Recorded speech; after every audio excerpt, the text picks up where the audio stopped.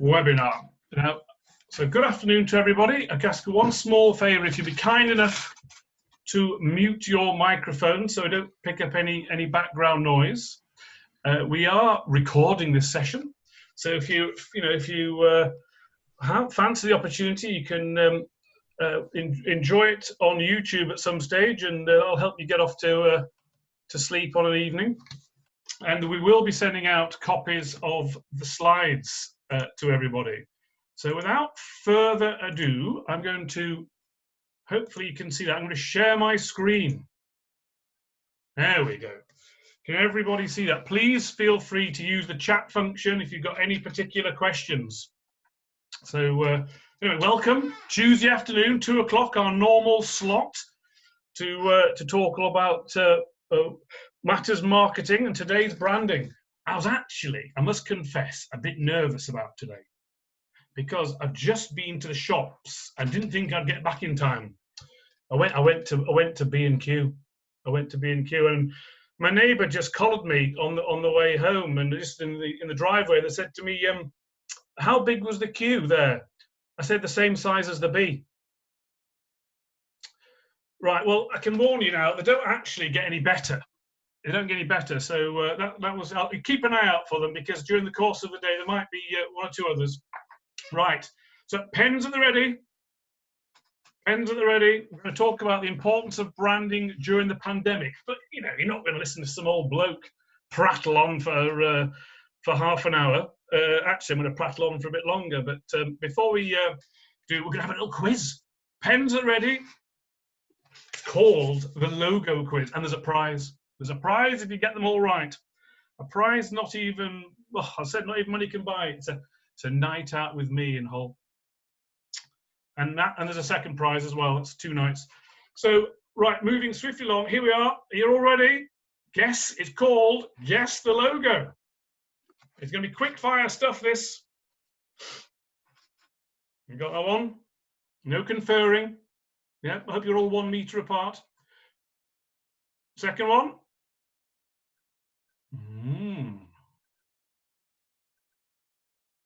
Well, you're right. Some people of a certain age group might struggle with that one. Little hint. Third one. Some people of another age group might struggle with that one. We got it? Number 4. Ah.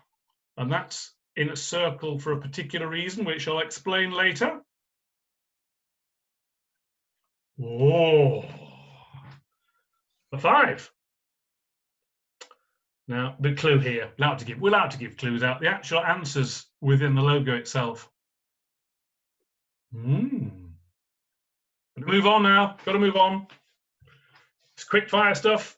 Number 6. Everyone know what that is?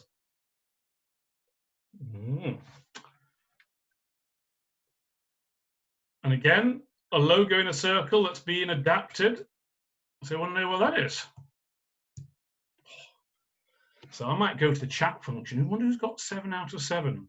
We'll soon put a stop to that, because, come on, easy one. You want to know that one? You do? Well, let's move swiftly along to that one. And it's not.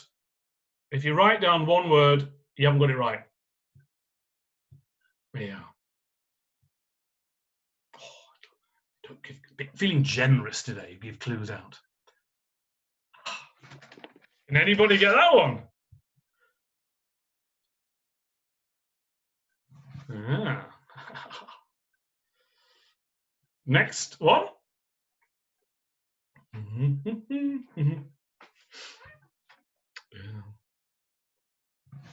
And moving along. Oh, now I wonder what that is. Don't worry, we'll possibly an aspirational purchase or a logo. Don't worry, the webinar will start soon. We're just having a bit of a, don't worry, we'll go for it. How about that one? The penultimate one. Anybody know that? And last but not least, A logo in a circle again for a specific reason. So you have 15 there, 15 answers, and I'm going to whiz back up to the start of the presentation. And there you are. This is like bullseye, you know. If you might just think what you might have won, or for it, gosh, you can remember 3, 2, 1. And whoever got that, I never understood that one. But anyway, let's move on. So that one, it's not interactive. This because I'm just talking and you're all on mute. BP, yeah. TikTok. Of Starbucks. Come on then. Yamaha. Unilever. Probably fair bet you've all got that product somewhere in your house. The NBA. We won't give its full title, but we'll let you have the National Basketball Association. Adidas. Google Chrome. Slightly self-indulgent one. Client marketing, name our company, hopefully a trip up. The answer was probably on the first slide, but there we go. That's the egotistic moment out of the way. Don't worry about the rest of the presentation. Yeah, that's who my debts are with. MasterCard.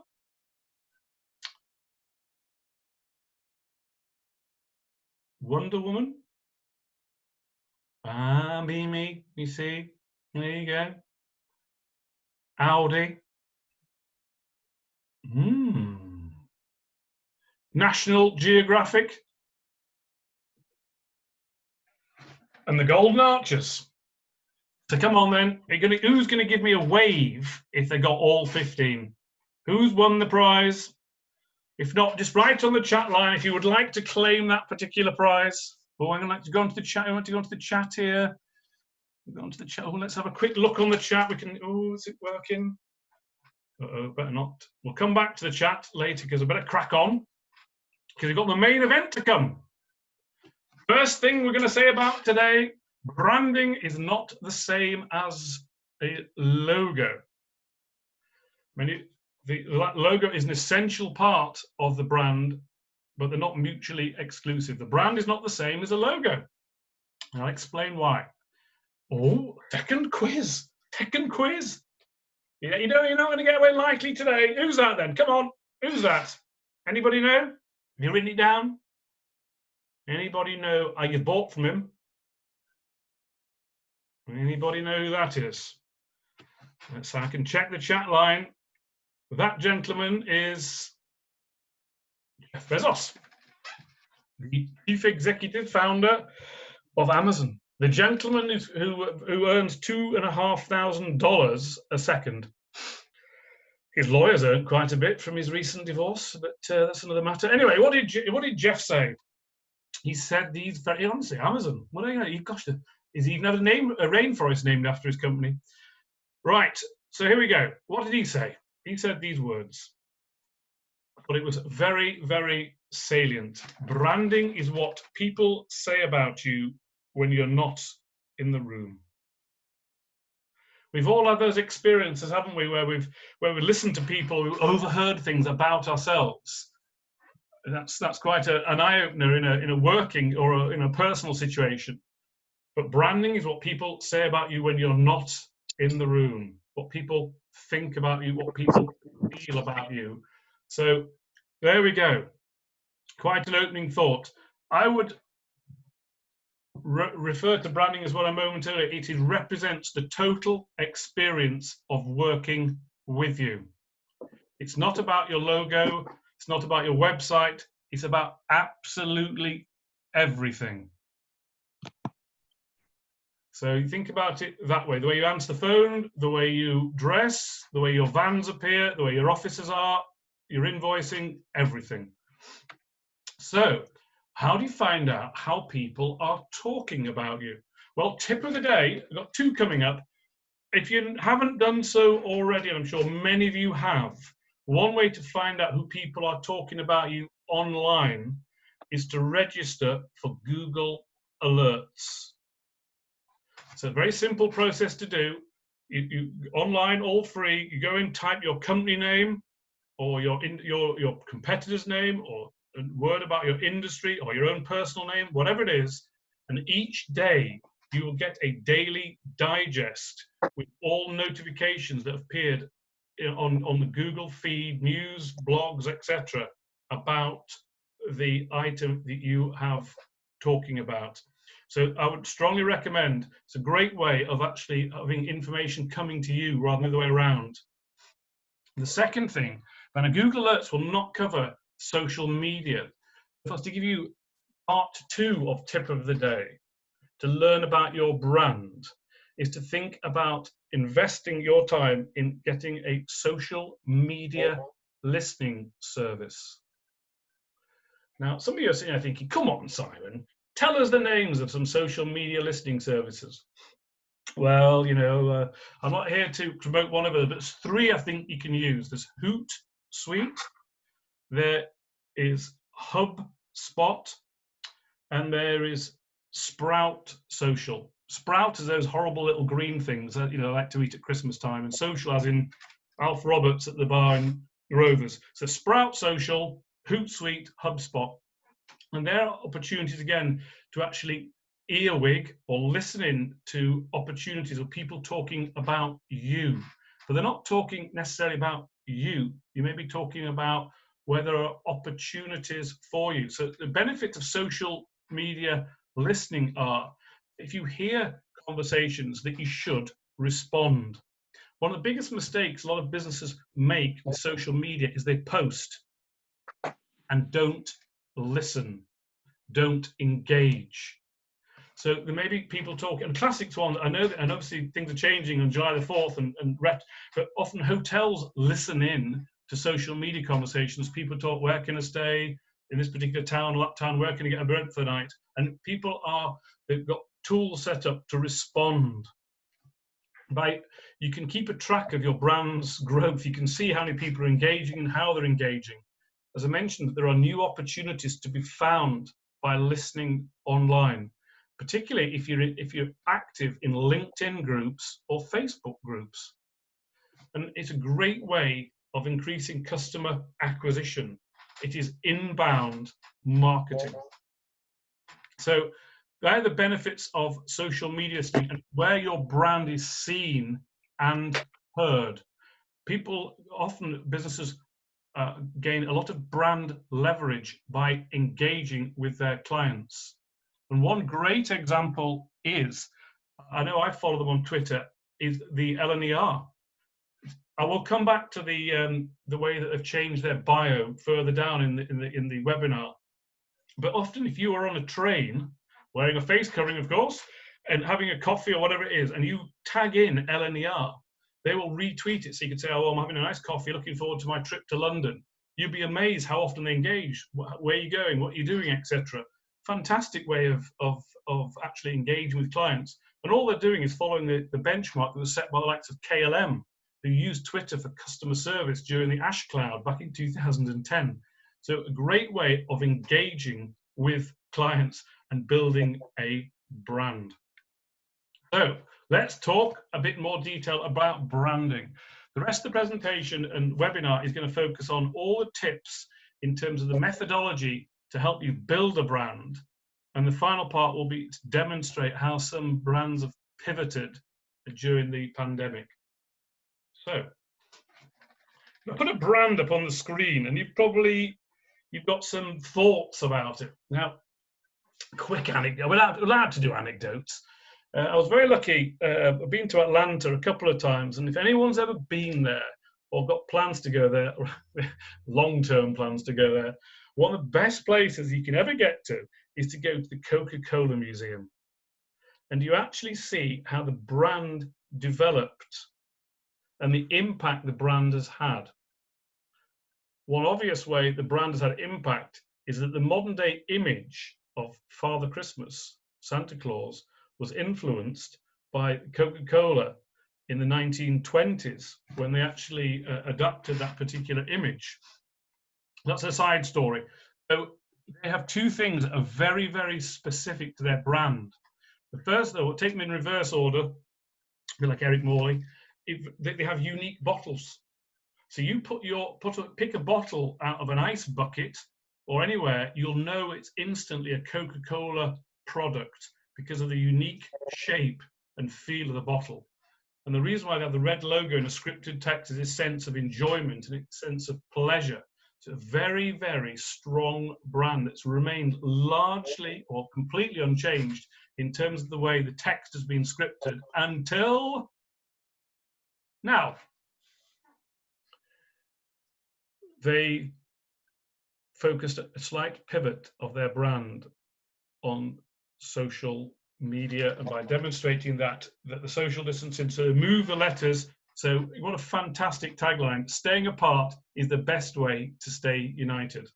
So it is possible. You've already seen 3 brands who've already changed their logo temporarily in the face of what we've actually been facing, but it's got very strong associations. We'll come on to some smaller brands in a minute. We've got a good benchmark. So how can you build a brand?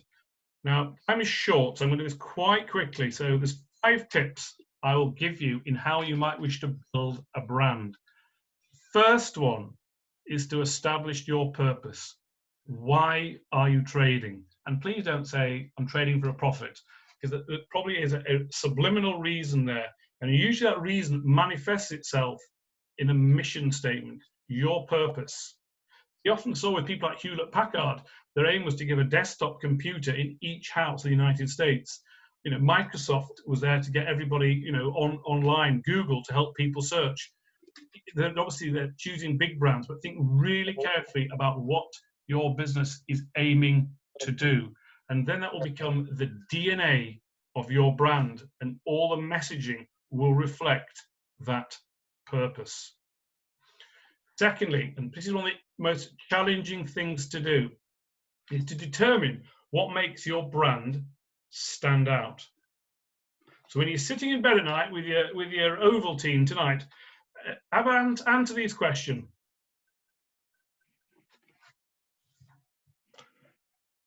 Probably an interesting one, if you're not having Ovaltine, are you having Horlicks? Is answer that one. Do you know the answers to those questions? Well, actually, you're really not the person to ask, because the person to ask is your customers. Ask your customers that question, probably not in that particular way, but you'd like to know that. That's why so many businesses do surveys to ask them why they buy from you, what made you buy. And you often unearth things like hidden value and the real reason, and also the reason why people have moved from A to B. So they're 2 fundamental questions to ask. The next thing is really to know your target consumer. And the things I'll focus on here, and this is a whole topic in itself. Think about all the things that you are offering of an emotional nature. Usually there's 2 ways in which you look at the benefits of an offering, product or service. Heavy slide coming up, heavy slide coming up. Keep it on the screen for a minute. There are usually functional benefits of a product stroke service, i.e. saves you money, works better, quicker, faster, etc. But underneath that, and the bit I ask you to focus on, is to think about the emotional benefits that you offer. Think of it this way: you're standing in a high street and you've got a choice of 2 supermarkets or 2 shops to go to that may be perceived to be selling similar things. Why do you go in one over another? And usually the answers are underneath. You'll get a copy of this slide, because your homework is to do this. It's to look at is to write, pinpoint all your benefits, write them all down of your product or service, and then highlight the one thing that your overall brand you feel should represent to the consumer. One of the best examples of this on the high street or well-known brands is the likes of Premier Inn. Any of you who've stayed at Premier Inn, you can probably know what I'm going to say. That they will be all the time talking about the good night guarantee. Some argue it's meaningless or whatever, but you go into a room that's spotless, and they would like you to come away having had a good night. So all the way that the carpets are, the way the doors close, the way that they offer you to change room, the way you look at your pillows, da-di-da-di-da, is all that you would like you to have a good night's sleep. So it's that association. They've got a lot of other things going on there, but it's the one thing that they would like you to think of when it comes to their company. And you think of it about your own business. What's the one thing you would like your customers or prospects to think about? Next thing, you've got your purpose, you've got what makes you stand out, you've looked at your emotional benefits, is to perfect your personality. Is that alliteration? I think it is. Perfect your personality. Hard to say if you had a thing to drink. It's certainly not onomatopoeic. Perfect your personality. Think of your brand as a person with an unmistakable personality. So reflect on them actually as being a person. And then describe everything about that person and the traits associated with that person in everything your company does and creates. So in effect, you're trying to create an image of a brand identity. And so how you wish to be perceived. So it comes back then, the personality becomes reflected in these things: your colors, your images, your designs, the tone, the messages, the way you engage with clients. One often way of looking at it is to just, you often think about a brand, and I'll choose one example, Marks and Spencer's. Some people, they've really struggled to get away from what may be perceived to be an old-fashioned image. Other brands are perceived slightly differently. And I was with a client this morning making face shields, a company called MLA in Seaton Ross, making face shields. And they're very keen to promote the fact that they are 21st century, very much a design-based business.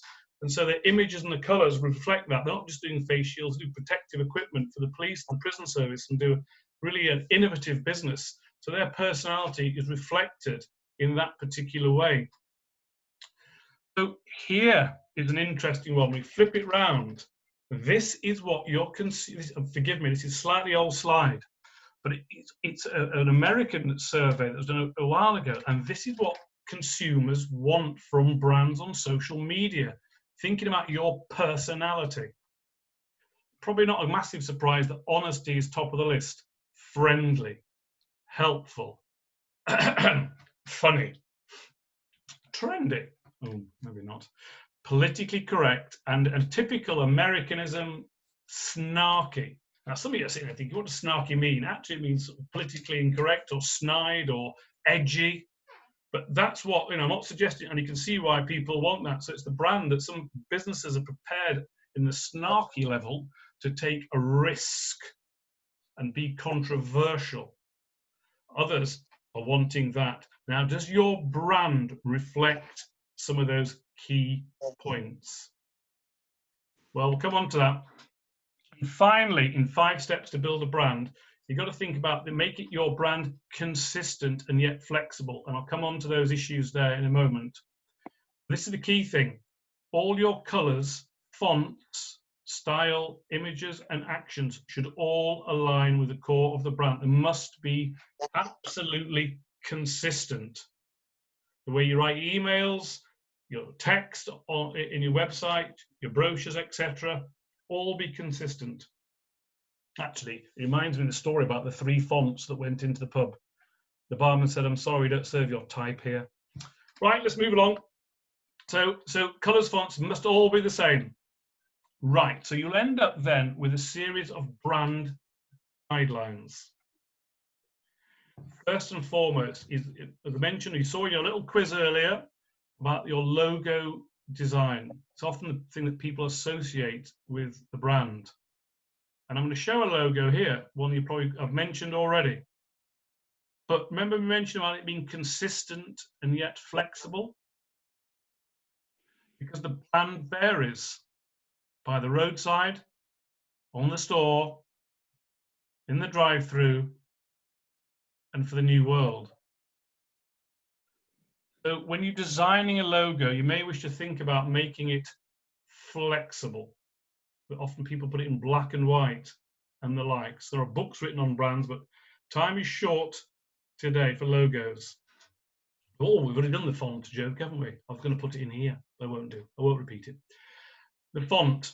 Now, again, there are books, tomes written on brand. And some brands have got associations.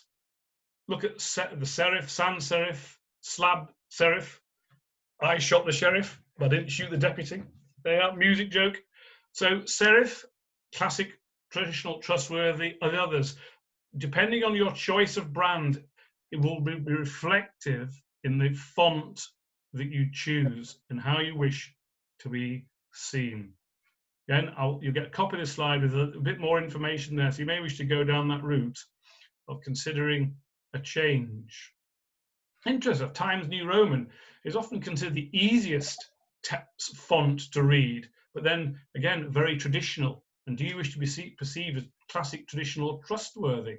Or in the slab serif over the other side of the fence with bold, quirky, and confident? So, font important.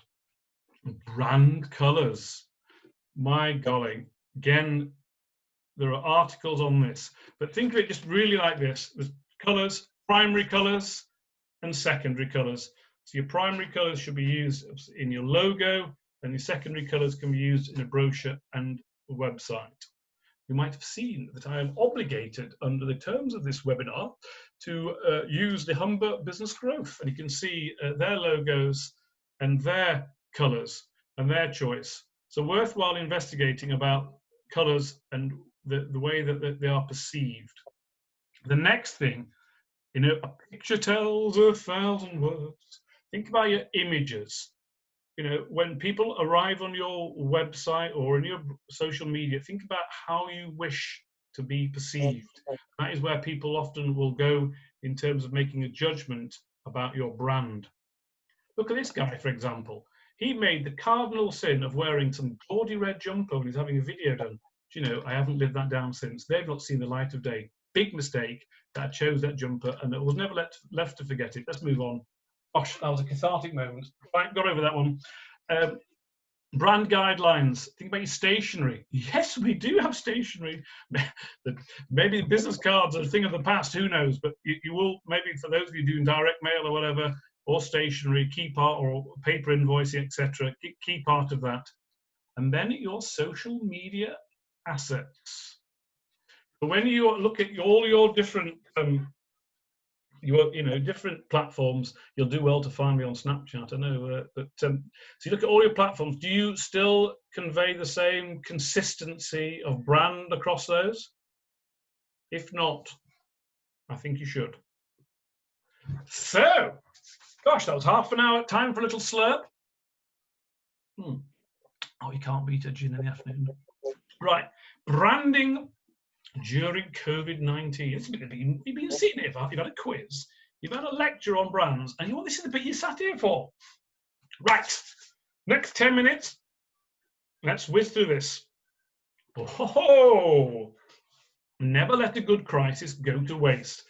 Oh my God, what's Simon saying now? What's he on about? Well, if you can market your brand right now successfully and pivot your business and make yourself heard, it is a fantastic testing ground for the future. A lot of businesses are going from the respond, they're into the recovery phase and reinventing their business. So brand and company image is absolutely critical. So if you can do it now, you can do it anytime. So, and this is the reason why. This is not really that sagacious, you're saying. There's been an increase in time spent online. Yeah, people have been sat at home since March the 23rd, spending quite a lot of time on a computer. But here's the question. If you're creating paid ads, social media posts, blogs, or website copy, your target audience is more likely to see you than ever. Maybe not. So are you building brand awareness and resonating with your customers? There has been a spike in activity online. So why should you be heard? That's a question I would think you need to consider addressing. But before we do, I'm going to ask you to do some homework. 2 bits of homework.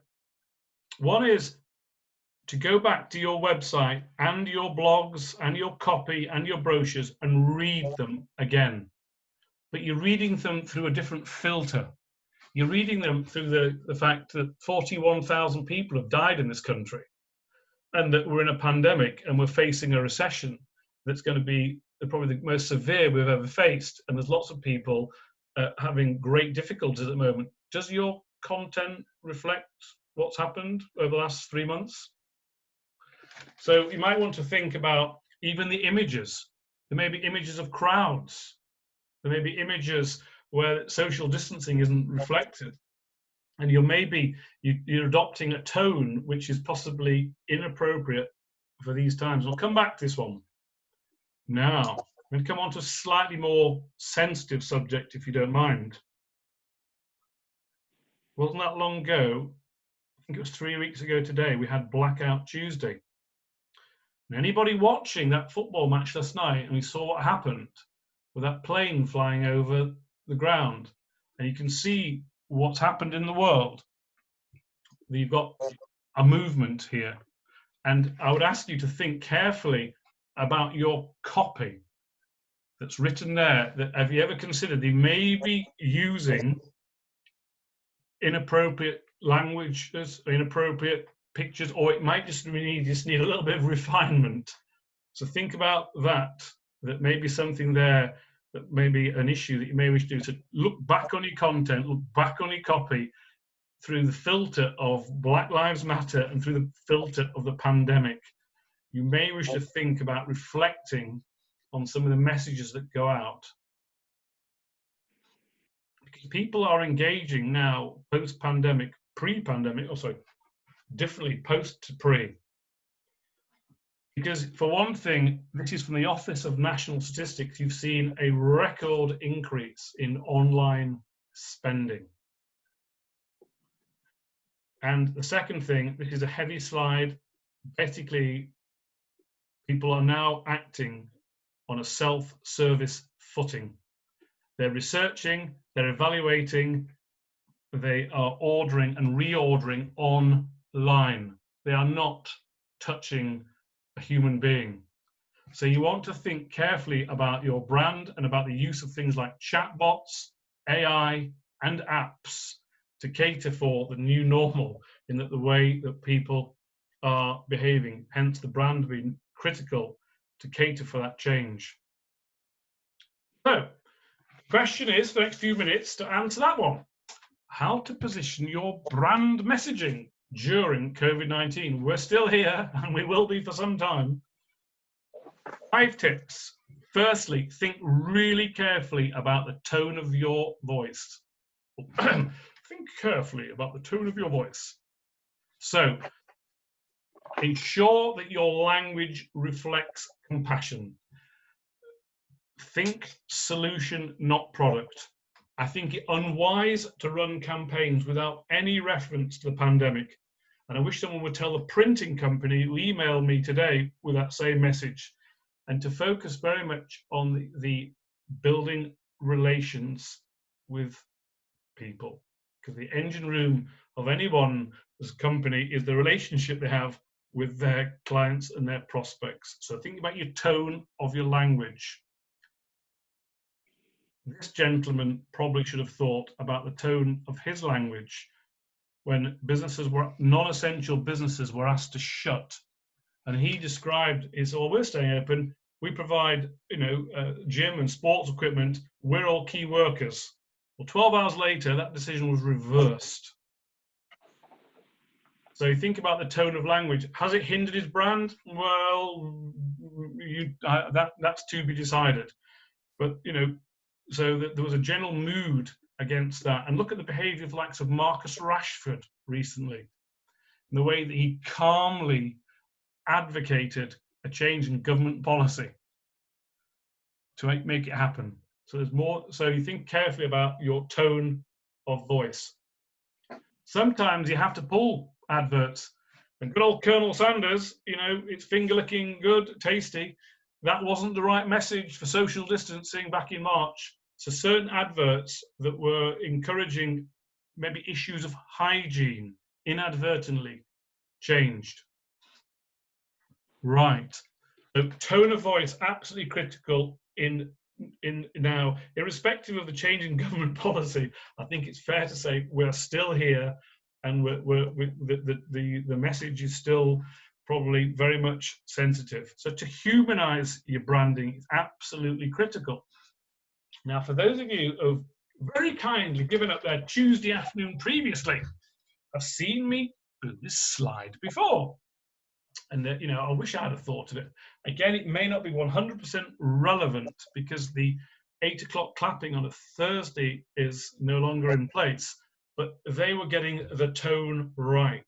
They were thanking the key workers, and they'd lined up their crisps in the shape of the NHS rainbow. Now, if you think about a logo and a brand and what it stands for, the pot of gold and all the associations with the rainbow, the sense of hope and the sense of optimism. So Piper's Crisps hopefully got their message right, as did the likes of Innocent Drinks, making healthy drinks and currently working from home. And they thought that it went down the route of creating this maze and all little recipes and things to actually get people thinking about when they're on the sofa and trying to make it in keeping with what was happening in terms of the lockdown. So 2 strong brands there with very clever messages. And back to what we saw 15 minutes ago with LNER, might wish to think about changing the bio on your Twitter feed or on your Facebook, etc., and pinning tweets, as Innocent Drinks have done here. So it's the initial feel and tone is there for those companies. Other things happened. You know, IKEA, when they shut or had to shut, they then released the recipe for the meatballs. Again, Coca-Cola didn't release their recipe for their drink, but many others did. They gave the keys to the cupboard. But again, it was brand building. You know, a lot of us have probably all had the meatballs, and you know, and you make your own judgment about them. But again, you know, released the recipe so you could have a go at home in making them yourself. Couldn't be in the store, but you still thought about IKEA. Very clever in the way that it was the branding and the way it changed. You can't be here, but you can be here. That made sense. I think you did. Now, one way in which you can humanize your brand is video. Since the pandemic, there has been a huge spike in the use of video. People are streaming videos, people are watching videos, the cost of the increase in advertising on YouTube. So if you ever want to humanize your brand, create a video. Now, someone will say, oh, well, I'm not Steven Spielberg or John Ford, for you sort of movie buffs there. But you can use various apps like Magisto and Canva and others to create a nice video. So think really carefully about your content. And these are the 3 tips I would suggest we've done. Educate, not irritate. Provide helpful content. Show your value in the time of crisis. When you're promoting there, that is how your brand can help. Innocent, Pipers, etc. And the others we've seen, I think, have followed that. It's the share, not sell mentality. So here was a local firm of accountants, forgive me, I've shown this, you know, who produced a furlough calculator on their website. So you can clearly see that they're offering value to their clients. Now, a lot of others have done it about the grants and all the support you can get, offering value.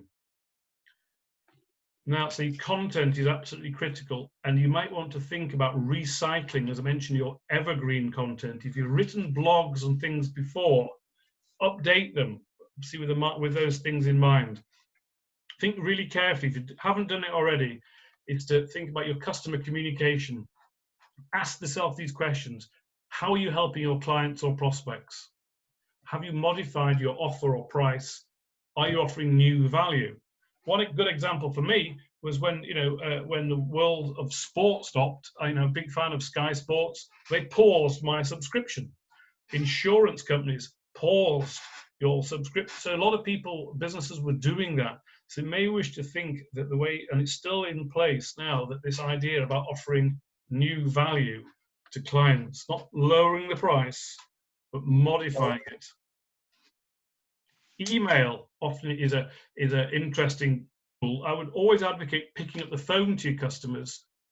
Here was an email that arrived in my inbox from the Carriage Works Theatre a little while ago. And it was, it had the pantomime. And you're thinking, hang on a second, what's all that about? They're wanting my thoughts about the pantomime and what would encourage me to go back to the theatre. They weren't saying, please buy tickets to the panto, all will be all right in December. They were asking for my feedback. It's about like football clubs have done the same thing. They've contacted their supporters and asked them what they would like to do with their season ticket money. It's the same principle. And how clever is that? After the interval. You talk about being on message. After the interval is a great way of putting a theatre into email marketing and personalizing the message. And email open rates have increased. That's not a massive surprise, probably not, because people are at home. People are in front of computers. People are opening emails, but the same rules still apply with email marketing. Don't make it bland. After the interval, it's the heading, it's the message. So think really carefully about communicating with your customers. And all the time during this process is to try and delight them. Here was a great social media campaign run by a museum, encouraging visitors to go home and mock up famous paintings, taking a challenge. Here's another one, beat the self-isolation contest, running contests and competitions, holiday companies, pictures of where you'd like to be. Because you can still, it's not, we've got a cheap flight next week, it's aspirational. And if you can get the message right now, you'll be able to adapt these messages when times are slightly better. But contests and competition and engagement, I think, is the heartbeat of social media. Another example, which I've shown before, a small restaurant. An Indian restaurant, if you're ever over in Otley, great place to go, 25% discount, all takeaway meals as a thank you. You've seen the supermarkets offer discount or better opening times, haven't you, for those NHS workers and those key workers. So again, it's just in tune with thinking. So when you think about your customers, think about how you can help them. You probably have to think digital, but really importantly, think value. Think customer, think digital, think value. Finally, I would suggest that you take a calculated risk. Oh my gosh, what's he saying? We've been talking for 3 quarters now. Now he's going to go on to this. But be careful. Look what Brian Adams did. He was under fire for an Instagram post. There is a heightened sensitivity out there. So if you're going to be snarky, you'll be repeating that word later. Think about it. It can backfire. Michael Jordan may be a legend. We love him to bits. But is it really appropriate that he's posting about people auctioning trainers when there's people destitute and living on the streets? Well, I'm not going to say what's right and what's wrong, but usually people vote with their fingers or their feet as to what is appropriate at these times. And then there's people like taking a calculated risk. Again, over to America, those of you who have enjoyed pancakes, look at Denny's Diner. Look at this fantastic post. No, you didn't ask them. No, you didn't want them. They're here. They're offering you backgrounds for the Zoom meetings. Took a risk. You could make a case that's probably, borderline, but again, they were taking a calculated risk about bringing Denny's into your living room. And here was a clever vehicle for doing it. And then look at Yorkshire tea. Kettle just boiled. Here's a bumper batch of 3 to 5 minute bangers. So they're giving you a playlist of tunes to play while you're waiting for the kettle to boil. And then, you know, it's about engagement. It's a risk, but it's such a clever way of introducing tea and music and engagement into your brand. So all those brands, Denny's, Yorkshire tea, hopefully, and the red pepper and all the others I've illustrated are on message. Oh my God. How many slides have I shown you? Do you know? Well, here's your answer. 100. And it comes full circle, because if you're ever talking about somebody who's been on message, who's warmed the hearts of people, and whose brand stands for something absolutely fantastic, selfless, and has shown massive humility, and the moment you mention his name, he brings a smile to your face, you're talking about that gentleman there.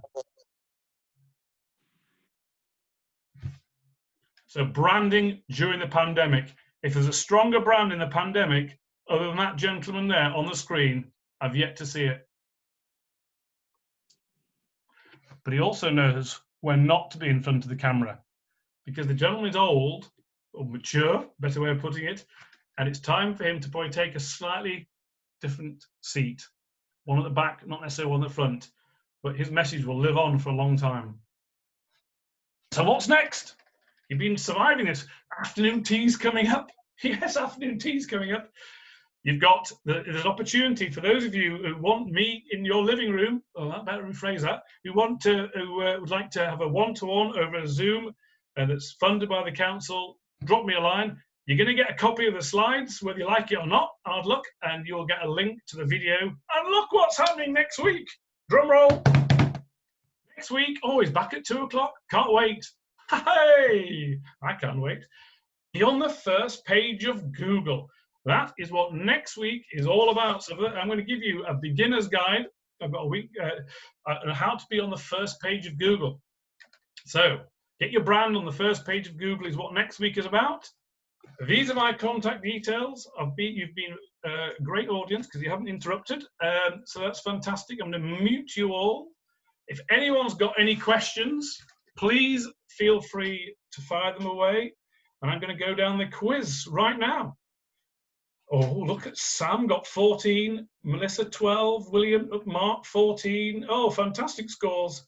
Jeff Bezos. Oh, what a shame nobody got 15. Nobody won the prize. Oh my dear, what a shame. Anybody got any further questions they would like to ask before I hang up for the day? On the chat line? Well, if not, I'm looking on the chat. Oh, there's one coming in here. New message, here we are, new message. Thank you for your time. Very helpful. Yes. Well, thank you, Sam. That's greatly appreciated. Another message here. What's your bank account details so I can send you a tip? No, I can't deal with that one.